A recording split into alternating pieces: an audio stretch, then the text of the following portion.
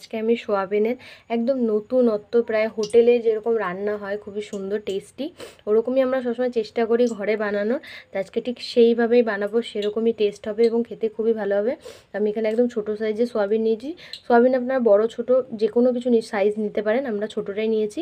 প্রায় 1 ঘন্টা মতন ভালো করে নর্মাল জলে ভিজিয়ে নিয়েছি, আপনারা চাইলে গরম জলেও ভিজাতে পারেন।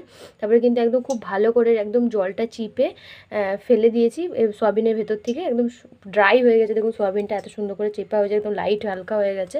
তবে সোয়াবিনটা আমরা ভালো করে জল থেকে চেপে নিয়েছি। আর এখানে আমি একটা বড় সাইজের টমেটো একদম ছোটো ছোটো করে কেটে নিয়েছি।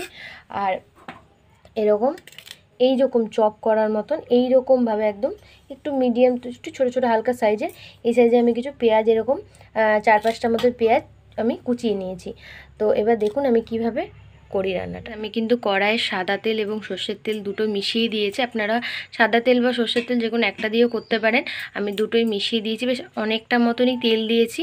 তার মধ্যে আমি দিয়ে দেবো লং, দারচিনি, এলাচ, তেজপাতা আর তার সাথে 2টো শুকনো লঙ্কা, এগুলো আমি ফোড়ন দিয়ে দেবো। তো এগুলো একটুখানি পুড়ে যাক, তারপরে কিন্তু বাকি জিনিসগুলো এর মধ্যে আমি এক এক করে অ্যাড করব। ফোড়নগুলো কিন্তু একদম দেখতে পাচ্ছেন পুড়ে কালো হয়ে গেছে। এবার আমি পেঁয়াজগুলো দিয়ে দিচ্ছি। আর আমি 3টে মতন এর মধ্যে কাঁচা লঙ্কা চিড়ে দিয়েছি, কুচিয়ে দেবেন না কিন্তু চিড়ে দেবেন। তো দেখুন আমি দিয়ে দিয়েছি। এবার এটাকে একদম গোল্ডেন ব্রাউন করে সুন্দর করে ভেজে নেবো আমি। পেঁয়াজটা কিন্তু হালকা একটু ভাজা হয়ে গেছে। তো আমার একটা মিস্টেক হয়ে গেছে, ফোড়নের মধ্যে জিরে দিতে হতো, তো সেটা আমি এখনই দিয়ে দিচ্ছি। যেহেতু পেঁয়াজটা ভাজা হবে তার সাথে কিন্তু জিরেটাও বেশ ভালো করে ভাজা হয়ে যাবে। আর যেহেতু অনেকটা ভাজা হয়ে গেছে, এবার আমি দিয়ে দেবো এর মধ্যে টমেটো। এই সব কিছু দিয়ে আরেকটু ভালো করে আমি এটাকে ভেজে নেব।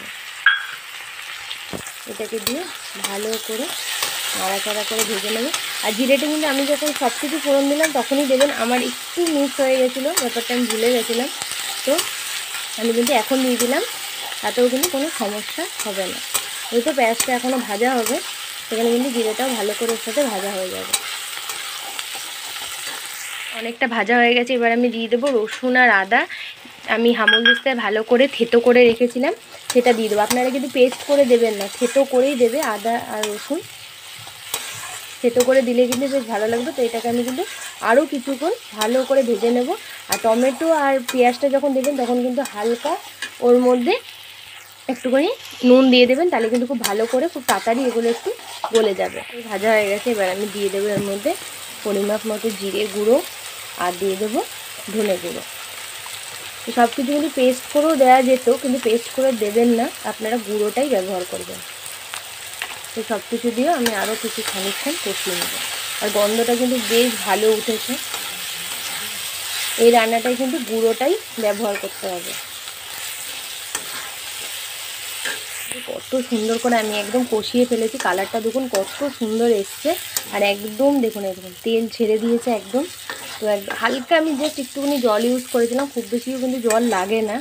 তো এরপরে যে জলটা দেবো সেটা কিন্তু আমি গরম জল ব্যবহার করব।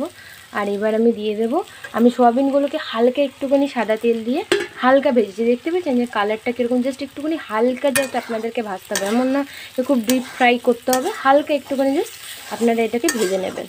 তারপরে মশলার মধ্যে দিয়েও কিন্তু আমি 2-4 মিনিট একটু নাড়াচাড়া করে নেব।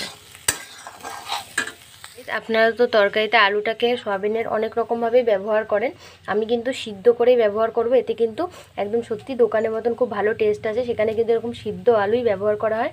আমি 2টো মতন আলু সিদ্ধ করে ভালো করে হালকা ম্যাশ করে নিয়েছি।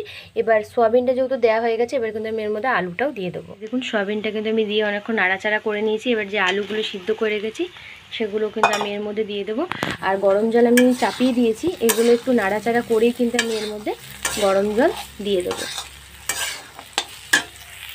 আর একটুখানি 2-4 মিনিট ভালো করে নাড়াচাড়া করে এর মধ্যে কিন্তু গরম জল দিয়ে দিয়েছে। দেখতে পাচ্ছেন একদম ফুটে উঠেছে। তো এইভাবে কিন্তু আমি কিছুক্ষণ এটাকে ফুটিয়ে নেব, তারপরে কিন্তু আমি এটা রেডি হয়ে যাবে, তারপরে কিন্তু এটাকে নামিয়ে দেবো। তো গাইস দেখুন আমি কিন্তু কাসুরি মেথিটা দিয়ে দিয়েছি, তখন যেহেতু একটু ধোঁয়া উঠছিলো তাই অত ভালো দেখা যাচ্ছিলো না। তো দেখুন আমি এখানে কাসুরি মেথিটা দিয়ে দিয়েছি, তরকারি কিন্তু একদম রেডি। এবার এটাকে আমি নামিয়ে দেবো। সোয়াবিনের তরকারি কিন্তু আমাদের একদম রেডি হয়ে গেছে। তো অবশ্যই কিন্তু এইভাবে আপনারা বাড়িতে সোয়াবিনটা বানিয়ে দেখবেন, পুরো দোকানের মতন আর খেতে খুবই ভালো হয় গাইস। তো এই রেসিপিটা আপনাদের কীরকম লেগেছে সেটা কিন্তু অবশ্যই আমাদেরকে কমেন্ট করে জানাবেন। আর ভিডিওটা যদি ভালো লেগে থাকে তাহলে লাইক করবেন, শেয়ার করবেন, আমাদের চ্যানেলটা অবশ্যই সাবস্ক্রাইব করবেন, বেল আইকন ক্লিক করবেন এরকম নতুন নতুন ভিডিও সবার আগে আপনার কাছে পাওয়ার জন্য। আজকের জন্য এতটুকুই, আবার দেখা হবে পরের সপ্তাহে।